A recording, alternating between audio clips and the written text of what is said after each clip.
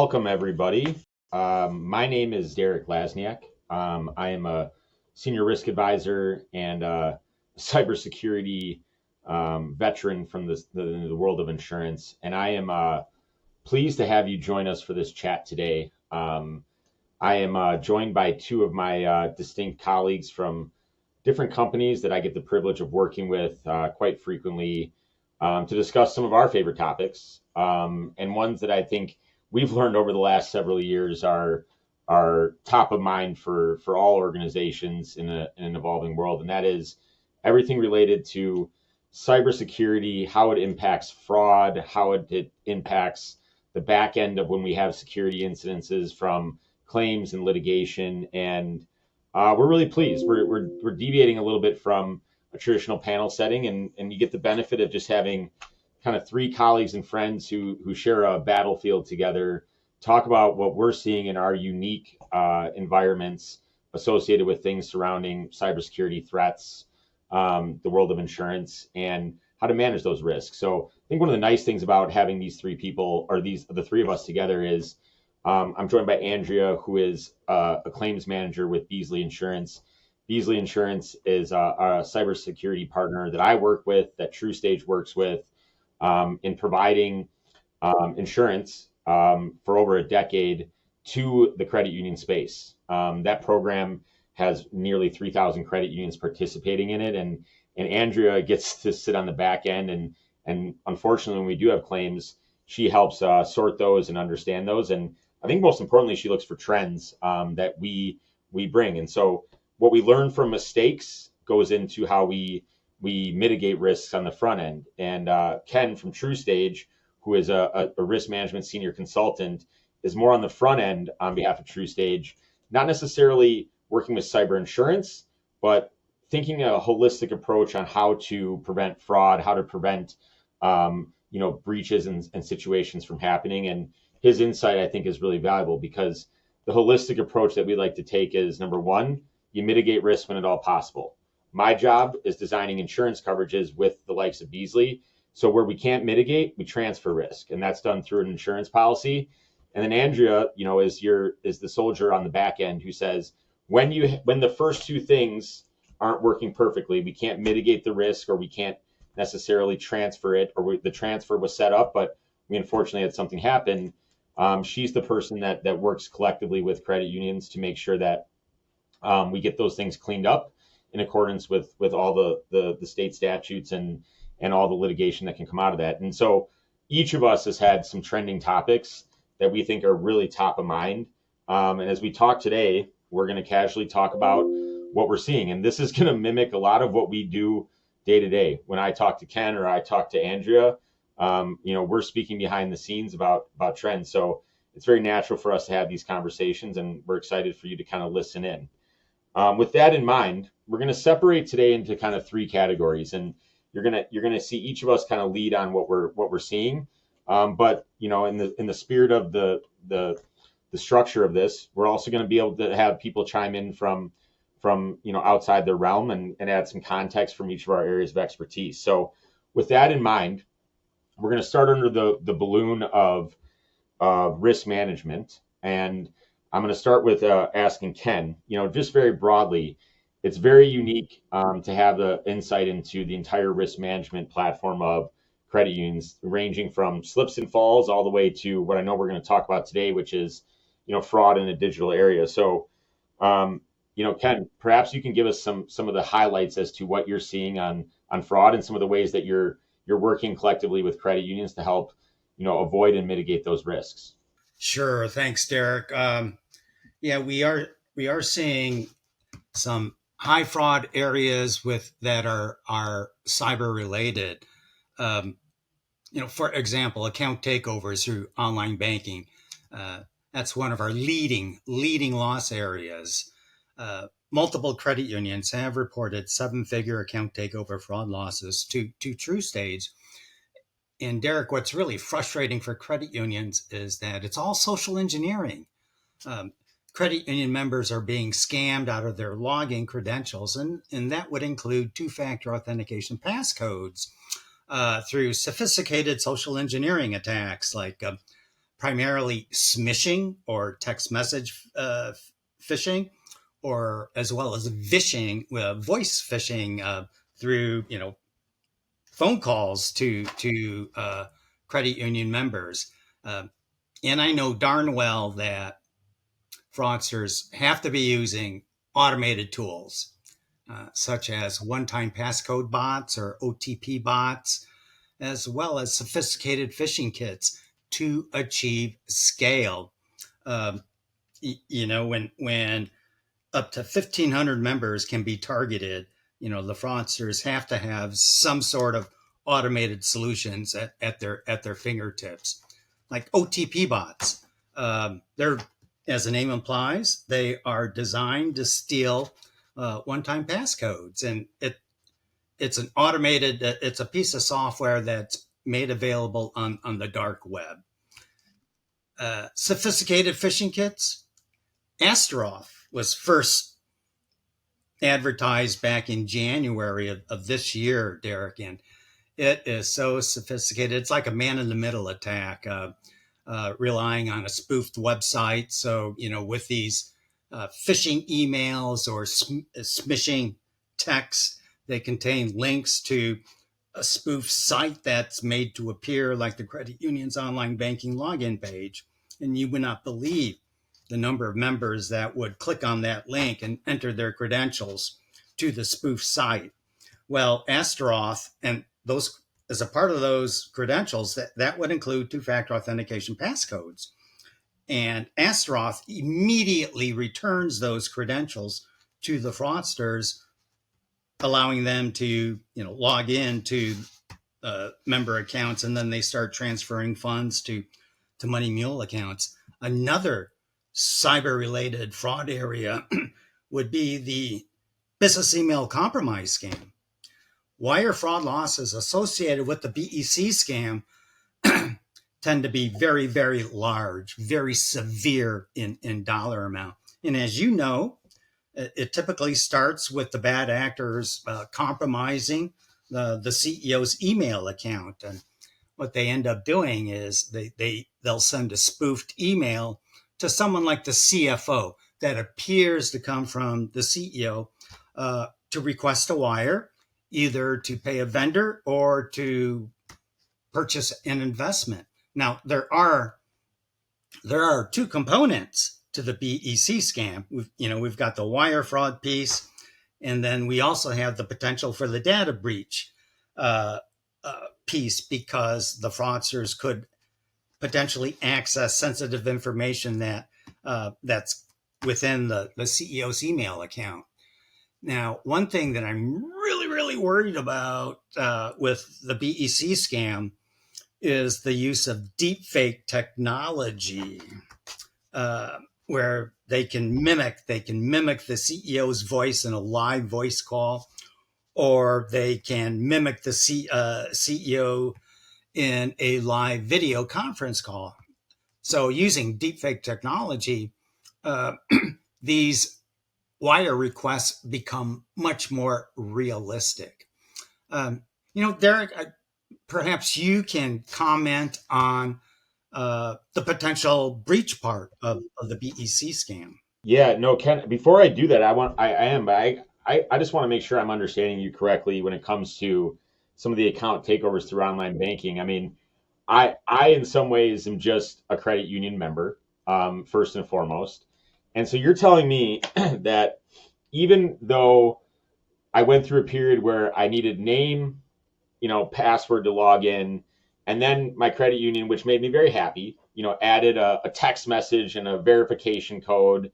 You're telling me that even though I'm getting a code and inserting it in addition to my username and password, you're telling me that the bad actors have figured out a way to what was, at first thought to be impenetrable. You're telling me that they've now figured out a way to get in the middle of that SMS code and snag it, and then, assuming they had my password or cracked it, and then log in as me, where they could, issue checks or transfer money. So that's the world we're now living in, and we're seeing those kinds of losses, huh?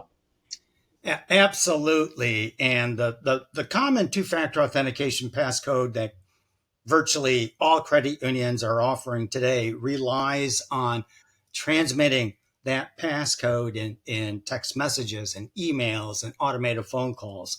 Well, that method is being defeated left and right today. For example, the fraudster's tactic is to say, Mr. Member, I need to verify your identity. I need to verify that I am speaking to the real Ken Otsuka. I am going to send you a passcode and you're going to have to read it back to me.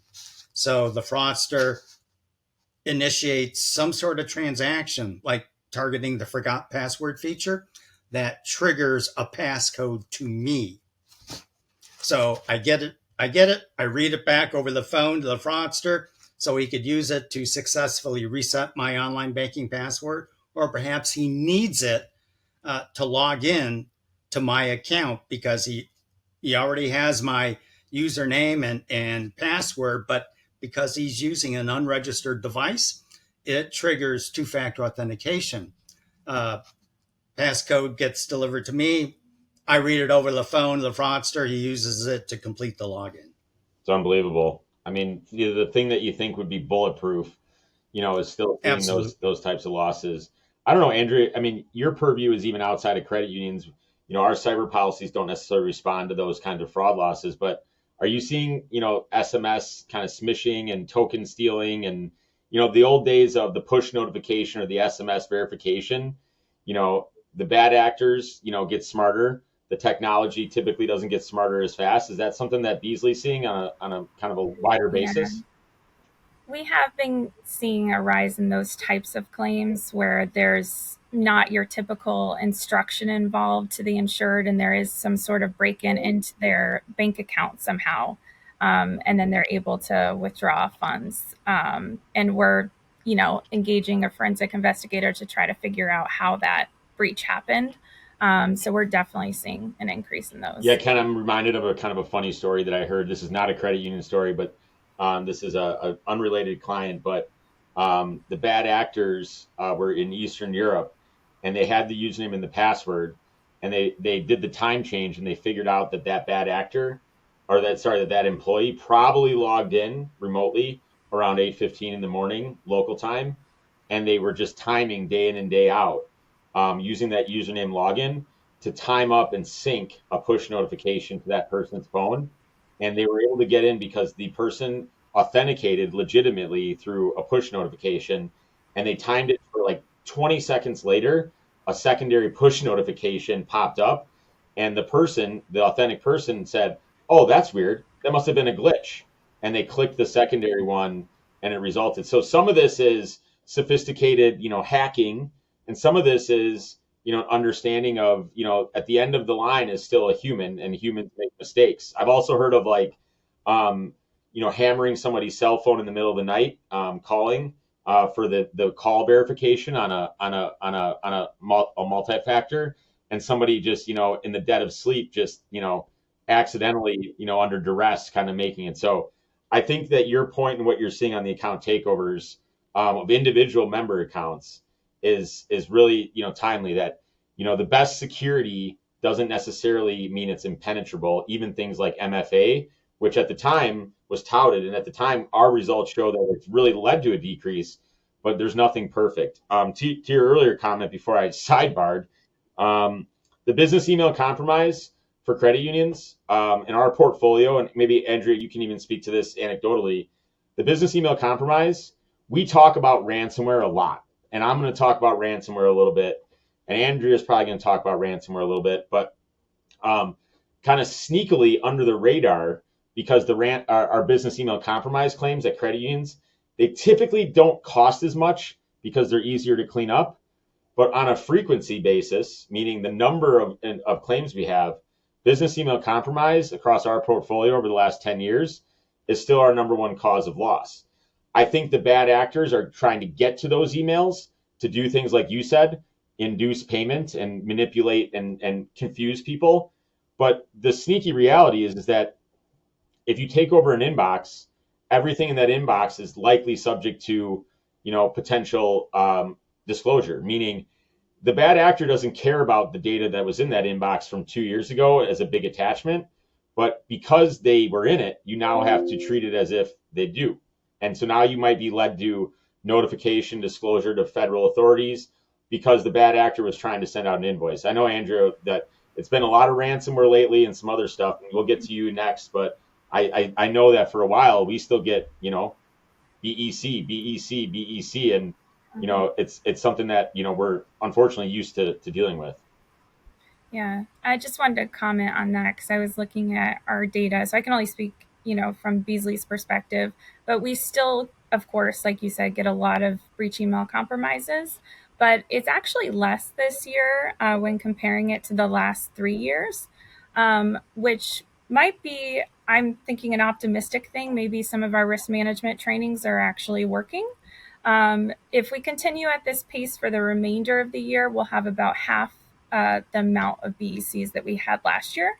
So I just wanted to share that positive news. It's a little too early to tell if that's a trend, but there's definitely less this year than last year and the 2 years before that. So that's the positive news. The negative news is that, a lot of times I think it's BCs are thought of as, oh, not that serious. But they really are now. They're turning into, litigation, which I'll talk about more later. But there's a big rise in litigation arising from the notification of individuals out of data privacy breaches. Yeah, that don't worry, we're going to get to litigation because your Yeah, we're numbers going to get to your that. numbers are startling. And I'm gonna try to keep my mouth shut when you go there because I can get really cynical about plaintiffs bars attorneys when I start talking to you a little bit. But we'll get there, and I'll try to keep it PG as we go there. I think the big thing that I keep learning about the BEC is that as most of you have migrated, or a lot of you have migrated to, or credit unions have migrated to Outlook 365, out of the box versus tailoring your product can make a big difference. So, business email compromise, if you have the right setup, you can actually delineate from what a bad actor looked at in an inbox, what they did. So, in the old days, you used to have to just assume if he was in there for 5 minutes trying to do a business email compromise, man in the middle with the CEO and the CFO. In the old days, you had to assume that he looked at every email and every attachment in that inbox, and then you'd be subject to notification requirements. In today's world, you can actually track bad actors, and you can, legally only deal with the stuff that you knew them to look at. And guess what? Ken, Andrew, this might shock you, but the bad actors don't really care about your emails when they're in your inbox. And so why should you have to treat it as if they do when you don't have to? So, little plug, work with your managed service provider or your IT team. Make sure you got the right login credentials. It could save you a ton of headaches and embarrassment at the time. But anyway, I digress. Ken, I know you have one more topic. I think anything with the name jackpotting in it is kind of exciting. So why don't you give us a loop on what's going on there and what I don't even know what jackpotting means. And I'm quasi millennial, so when you use the word ATM, I don't even have cash. So I'm curious as to what's going on. I remember seeing a video on jackpotting. It was at a Black Hat conference in Las Vegas, and literally they had an ATM on the stage. They infected it with malware, and then they issued a dispense command, and literally the machine just spit out cash. But jackpotting actually exploded last year throughout the credit union industry. I want to say that there were roughly 45 jackpotting cases reported to us last year. So fraudsters are infecting ATMs as well as ITMs, interactive teller machines, with malware that causes the machines to spew out cash. They're actually, in most cases, they're actually going through the top hat, and they're looking for the machine's USB port so they can insert a flash drive containing the malware, or perhaps they connect a laptop, which they refer to as a black box. And then the fraudsters issue a dispense command. They recruit money mules to come pick up the cash as the machines spit it out. And really, what's scary, Derek, is that the attacks can be coordinated to target several machines operated by a credit union all at the same time. And these attacks are going to be launched during non-business hours, usually late night, on weekends, like starting on a Saturday night and working into the early morning Sunday hours. And they can literally empty machines in a matter of minutes. That's I think there's a meme in making here of someone hitting a keyboard button and then guys in ski masks standing in front of the Yes. ATMs as hundreds get spit out. Um, I'm reminded of things like this, when Internet of Things became a thing and you had, Amazon in every room. Everyone, for a brief moment until they realized how convenient it was, said, "Is it a little weird that everything in my life's connected to the internet?" And now you're seeing it. I mean, the way to centralize attacks and the like, because yeah, why isn't my ATM online? I mean, it used to have a dial-up, old school, phone line, which is harder to reach, but now it's let's put an Ethernet cable in it. And wouldn't it be cool if we could look through the camera of every ATM from my cell phone? And there's, I always say that, we trade convenience for security every day and twice on Sunday sometimes. And so, it's not to say that you should go back to writing checks and, ignoring it, but I think it's a good reminder that advancement has risks, and those risks are something that you have to be prepared for, live with, and acknowledge. So I think it's a really interesting point, and you think about cyber breaches, but you don't think about an ATM spitting out $18,000 across 20 ATMs, but that is a reality, and the insurance coverage for things like that, which we won't get into, can be a little challenging. Hard assets and currency is not an easy thing to insure. So I appreciate those comments. Let's go from risk mitigation. What can you do? What are the things should be top of mind to prevent? And let's actually fast forward to kind of the backside. And I'm gonna move to Andrea, and this is something that I'm very passionate about since I'm a designer of insurance for credit unions. But there has been a lot of trends in terms of what we've seen in claim activity with credit unions, and how those claims have manifested themselves. Business email compromise, ransomware, payments of ransoms. There's some good news and some bad news mixed in here. That's the nature of cyber in my experience, is that as soon as I'm talking about something good, I'm also talking about something bad. And it is an evolving risk. I always say, as an insurance person, we insure TruStage, for example, insures property. The nice thing about property insurance is that you've been buying it for 100 years, and the things you're worried about are largely the same: fire, wind, hail, flood, hurricane, etc. We kind of know the targets, and they stay right there, and we got 100 years of actual data to know exactly what they do.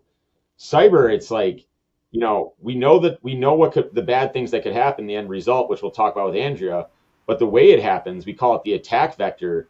It's such a moving target, and it's such hard to catch up. So, Andrea, I'm going to pass it over to you. What are some of the big things that are keeping you awake, and some of the big things that you're seeing come through your desk in terms of how claims are happening, and where the dollars are being spent? Yeah. Do you want to? Should I go into litigation now, or do you just want to talk about claims Why don't trends we start with in claims general? trends, but we're going to Okay. get to litigation because it's the thing that's got me freaked out the most. So maybe just a high Yeah. level, what are you seeing in terms of trends? And then I think the Yep. the the litigation is by far the thing that's not getting talked about enough, within this area. Okay. So first, I would say ransomware incidents are definitely up.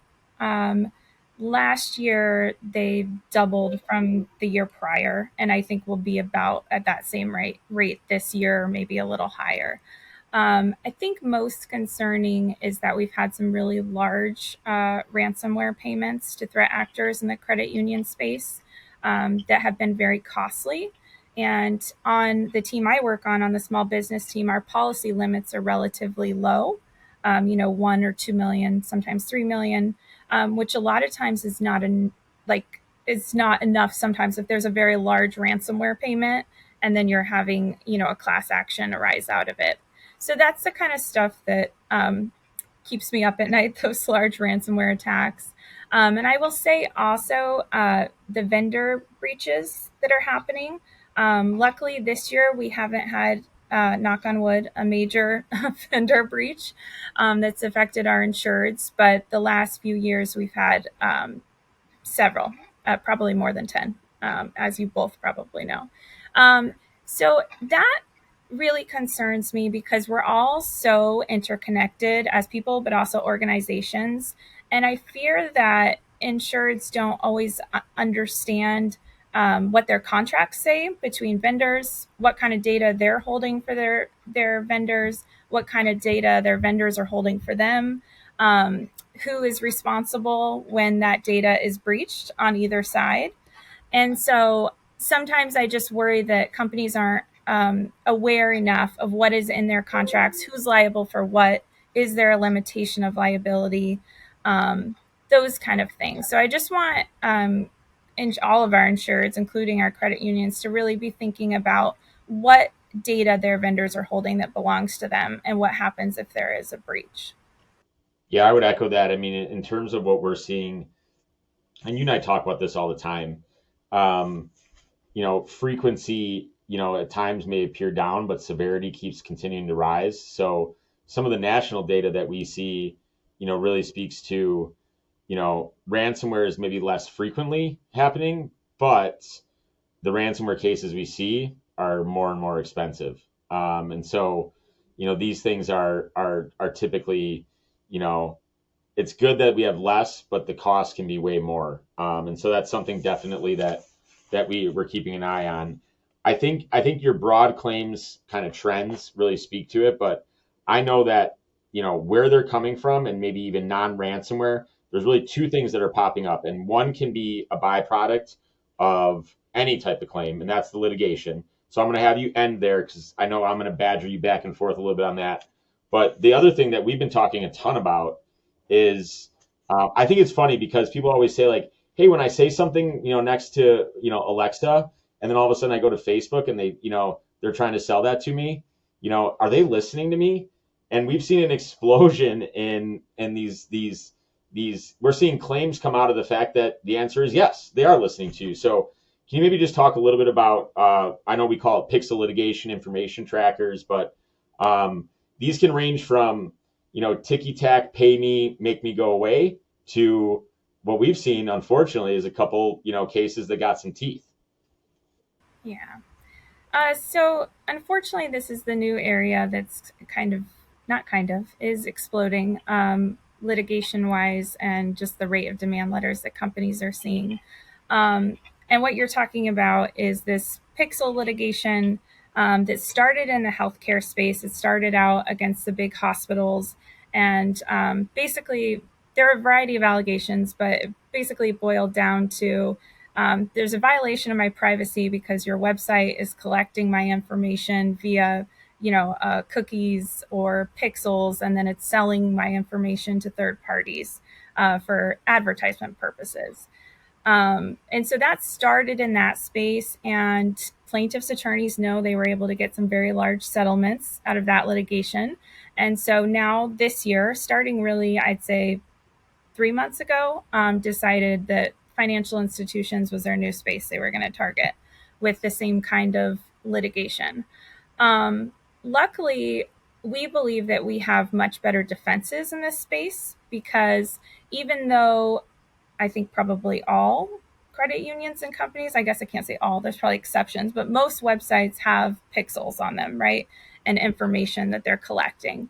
But there's not going to be as sensitive information that's being tracked or collected on those websites that you would see on like a hospital page or healthcare website. So we do think we're going to have good defenses, but that's not stopping these plaintiffs' attorneys from filing them. So unfortunately, we have a couple big ones now in the credit union space for the simple, regular business practice of having pixels on your website and collecting information. And by the way, not super sensitive information, just like what form are you looking at? What page are you looking at on the website? Are you going to apply for a credit card? So really things that we don't think on our side while we're trying to defend these credit unions are that sensitive. Andrea, I think you told me, and correct me if I'm wrong, and these are the kinds of like Law and Order taglines that I get obsessed with, but like, and again, this is where I try not to go, super cynical on, plaintiff's bar, but some of the allegations are levied, due to, taking advantage of maybe state laws in certain states. Because keep in mind, the claim can come from a state where the user accessed your website. So it might not be the where you're, they might have landed on it and they could be a California resident, but not to pick on California. My understanding is they're using a somewhat older law that was actually intended to, say you're not allowed to wiretap your neighbor, and they're taking that, probably with some, bad case law from some 19th Circuit, whatever, and they're applying the fact that you're not allowed to wiretap your neighbor and using it to say you can't have a pixel on a website, and if you don't, we're going to sue you. Am I paraphrasing that, kind of blindly, not as an attorney, right? You are exactly right. Yes, they are using that wiretapping statute. And I'd say every single claim like this I've seen, which to your point was not what that statute was So intended for those for. of you out there that Um, are wiretapping your spouse, your neighbor, or whatever, just know that that law is back in the forefront. So maybe stop doing that. But also, in the under the spirit of customer experience, which I think is a very buzzy term these days, more information about how users interact with your website is better. We know how to tailor things. We know what they're doing. We know if they look at this versus that. And I think sometimes you can be blinded by we're just trying to make it better, which is probably the intent and the truth, but no good deed goes unpunished sometimes, and there are ways to have a good customer experience. There are ways, and Ken, I've talked with your team about how they interact with the risk management website. You have a huge reach, but how we interact, you can still do this. You can still understand what your target user is doing. You just have to make sure that you do it in compliance, and a lot of times compliant is meaning that you're launching a privacy banner at the right time. It means that you're geofencing, where certain people come from, like avoiding California people. And so there's a lot of ways. An ounce of prevention is a pound of cure. I think it's a very good statement for this because it's not saying stop doing it. It's just saying if you make some tweaks, you can stay off the radar of some of these people who are coming after you in a relatively shakedown format. Is that fair, Andrea? yeah, it's very fair. And talking about mitigation, because I know people are probably wondering, well, what do I do about it? Because we all have to use these cookies and things on our website. I think number one, just knowing what you are tracking. So a lot of our insureds are like totally caught off guard by this litigation and don't even know what they're tracking on their website, collecting or disclosing.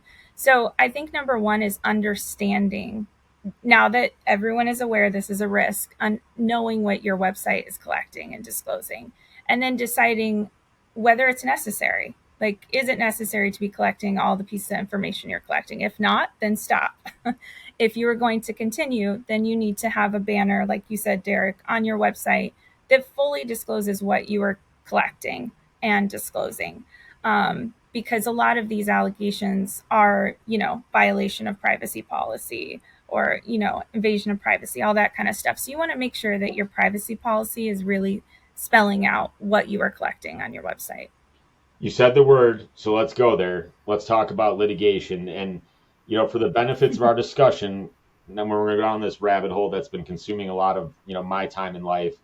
We're not talking just because we were talking about pixels and info trackers. We're not saying the next topic, litigation, is only from that. I think litigation has shown no preference as to how we get there. So, Andrea, I know this is something that's really concerning, and I'm going to touch on this a little bit more when I finish up with insurance, because litigation is something that you have to factor in due to its cost for how you're funding for data security incidences. But Andrea, why don't we start to scare people a little bit with what we're seeing on the litigation front? And I would say Well, that I don't, it tracks alongside the general industry what we're seeing in the credit union space too. yeah, I don't like to scare people, so I'll try to sprinkle in good news. But the bad news is data breach class actions have risen dramatically in the last 2 years. I'd say even more in the last year.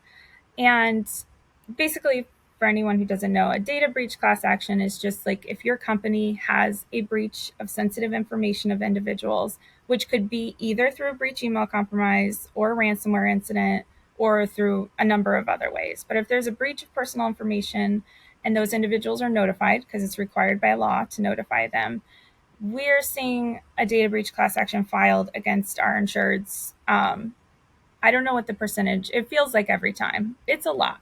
Um, so that was not the case 3-4 years ago. It used to be that you'd only see a data breach class action filed if there was a huge notification population of hundreds of thousands of people. What happened is plaintiffs' attorneys started to get word that these attorneys were getting really big settlements in these class actions. So a whole bunch of other attorneys entered the space, and they decided to file them for as many as they could find, even when we have these really tiny class sizes. So in the last year, especially on my team, because we're on the small business team, we've seen class actions filed for as small as like 300 people, which would have been unheard of like 3 years ago. So we're having these really tiny class size class actions. But the thing is, even if it's a small class, they're very expensive to defend. So we are defending our insureds, but they're very costly. We are we are looking and have been finding creative ways to resolve them for less money. So I guess that's the good news, is that we are finding ways to resolve them, um, just a variety of creative ways, or for like a single name plaintiff basis, with just that plaintiff for a fraction of the cost. And so we're doing that. Also, I think plaintiffs' attorneys maybe bit off more than they could chew and filed too many, because they seem to, if we give them any extra work to do, they seem to voluntarily be dismissing sometimes. So I think they filed too many, a lot of them, and are now dismissing some. So we've had that happen a few times as well. So I guess there's like bad news and good news. I will just say, as a credit union or any of our insureds, make sure you have good defense counsel. And I'll just speak on our panel for Beasley. We have very, very experienced defense attorneys that represent our insureds, who work on these cases every day, all day. They're really good at what they do. So you just want to make sure you have really good counsel, because they're going to help you resolve this quickly. I think I don't know about you, Ken, but I got my first like notice in the mail. Hey, we noticed that you may have been a customer of so and so. Would you like to join our class action settlement because they violated your privacy? And if we're successful, we don't need anything from you besides your name and sign this form. And if they're successful, you could be awarded, a settlement. And what's interesting is they don't know what I do for a living, and I know that that settlement is maybe $1.50 a user, and that the settlement fund goes about 4% collected. And this is where I get really cynical on the plaintiff's bar, because I'm glad they maybe bit off more than they could chew. But you got to realize I'm a big guy on motives, right, Ken, right, Andrea? So the Yeah, motive yeah. the motive of the attorney, I'm not going to speak to all of them, but I don't know if they necessarily care about the settlement on a per user basis. I don't think they necessarily care how many people sign up, as long as they can class action it. Um, all they care about is that to run this case, they can do it at about $150 of overhead. And the settlement that they hope to get from, unfortunately, Andrea's very tight wallet — we appreciate that, Andrea — is going to include, their $485 plaintiff's attorney's fees. And so these have started to become, in my opinion, keep the lights on, pay the bills type lawsuits. I'm not even going to go down the rabbit hole of the private equity world that exists, that will pre-fund, attractive lawsuits at some of these attorneys, and essentially fund them on the front end to get them to settlement. So it speaks to this business, unfortunately, that comes from litigation. And we could have an entirely another topic if we uncensored Andrea and had her take her Beasley hat off. I'm sure we could see some choice words, but there is a business here, and it's a business of settlement. And I think that's the scary thing. But to your point, because we defend people through insurance with quality defense counsel, and we don't always just roll over, we make it painful. But the people who make it painful for the plaintiff's attorneys, they cost 300, 400, $500 an hour, depending on jurisdiction. And while the settlement might be $1 a user, if they somehow, put muster together 50,000 people or 100,000 people or 1 million people, and depending on how the judge rules that settlement fund gets allocated, you could be out $2 a person across 1 million people is $2 million plus defense plus attorney's fees on the plaintiff side. So I think that's the scary part for us, is how this is impacting funding, especially as you come out of it. Maybe this is a great transition where I can ask myself a question. But when we're designing funding for insurance, I think what's really interesting is we used to talk ransomware, ransomware, ransomware. What's the average cost of ransomware? How many data points do you have that might require notification, credit monitoring? We never really talked, Andrea, for years since, let's say, 2020 is when ransomware exploded. For the first 3 years, we never really said, it's how do you get out of this mess? It was never, well, on your way out of the mess, you're going to have 6 months of litigation that could come out as well. So when you think about funding and you think about how you're designing your risk transfer mechanism via insurance, you're thinking a lot about, how do I get out of the first 3 months? Well, now today, you're funding for that first 3 months, and the data that we're seeing is that ransomware frequency might be dropping, and the amount of people paying ransom might be dropping, but the cost when you do find yourself in a position that you have to do all the things you don't want to do is going up. So now I'm telling credit unions of all shapes and sizes, look, I think you need $3 million to clean up your mess. By the way, there's a greater chance, maybe double the chance. I think I read that there's a 1,600% increase in the last 5 years of federally filed class action lawsuits for data security incidences. So that $3 million you needed just to get out in the clear, you might need another three, and we don't know how much, but you might need another three just to defend yourself in that matter. So a lot of the conversations that we're saying, it's not about the world of cyber insurance, thankfully, has matured. 10 years ago, this product was cutting edge. It was brand new. Beasley was a pioneer in the space, one of the first to do it and one of the first to specialize in it. And that's still all true today, which is why they're a great partner of ours. But it used to be everyone's different. What's your niche? What makes your coverage different? Well, with competition and capacity, that has come to the mean. And so the nice thing for I think consumers is they're looking at a policy and they know that policy has been tested at this point. It's probably likely, cutting edge. It's probably similar to the other policies in the market. But now the question is becoming, how much limit do I buy? And how do I fund for certain things that are longer tails versus shorter tails? And I think that's the big thing on the cyber insurance world that I want to talk about. And Andrew, maybe you have a comment here. I'll just finish this up. Is that, it's the deviation of what's covered has really gotten broad to the consumer's benefit. It's just a matter of how much. And so a lot of the questions we get is, well, what are other people buying? Well, and I tell them, hey, I'm thinking about what's going to happen next year, and you're telling me that you want to base your decision on what people like you have done for the last 3 years. So you now don't have really a gauge of what you need to do for the next 12 months because the last 36 months don't necessarily matter. And you have to wonder, am I going to be the target of litigation? And I think the challenging thing is with litigation, a lot of times you need an attorney to find your case. Unfortunately, with cybersecurity incidences, they don't have to go that far. They're public. They can look at headlines. They can look at websites that report on data breaches. So we're taking the guesswork out and we're giving them kind of the hey, who to sue mentality. And then, you have to fund for that on the back end. And so I think when it comes to insurance, it's about designing and understanding your risk. The benefit is you're doing so in a market that has really had a reversion to the mean on what's covered.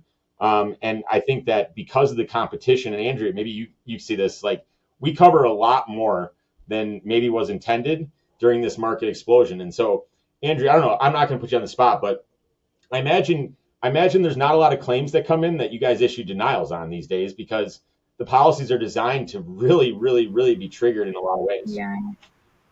I actually do like that about working in this space with our policy is I don't have to deny claims that often, which is nice because I don't think anyone enjoys denying claims. It's not an The big bad enjoyable insurance thing. company, they already, hate us all for what we do and who we work for. It's nice when Yeah. you don't have to be like, Yeah. oh, So all those premium, not covered. So I think that is a really nice thing about exactly. cyber. Yeah, and to your point, our policy covers so much. And I think there's a lot of things that are happening and have happened that we didn't anticipate would be covered under the policy. But because of the language of the policy, we end up finding coverage for anyway. And I did just want to, before I forget, I wanted to say one other thing about the litigation, just to go back to breach email compromises. About half of all of our class actions right now arose out of a BEC, and the other half a ransomware incident. And the reason I just bring that up is because I still feel like there's this belief that BECs aren't that important. Like they're, low cost, phishing link, whatever, clicked on it, everything's fine. No, it's not fine. There might be a class action filed on it. And in fact, there is quite often, and then they're very expensive. So just people should continue to do employee training and be careful about clicking on phishing links. I think that's a great concept. Well, and I know that this is just a brief glimmer into what the three of us kind of kick around on a normal basis. And what I appreciate about three people, three different companies. I'm the cyber insurance guy. Andrea is the claims expert at the largest writer of cyber insurance for credit unions. And Ken's a risk manager looking to prevent losses for the largest property and casualty insurer for credit unions in the space. And so what's really great about working in this team and these conversations that we get to have is that three different companies, three different people, three different expertises get to come together. And this is what I think is really powerful for our credit union customers, is because you have three different distinct people that are not, you're literally taking a walk into, our conference calls on a monthly basis. And so we're looking to dovetail things. We're looking to share information in that way. And so I appreciate the opportunity to get in front of this group. Thank you for joining us for our little chat here, and look forward to seeing you on the next webinar or the next call or the next whatever, because this is a space that's not going to slow down. And if we did this a month from now, we might have 3 or 4 new topics. So really looking forward to it. Thank you, Andrea. Thank you, Ken, and good luck with the rest of the conference, everyone.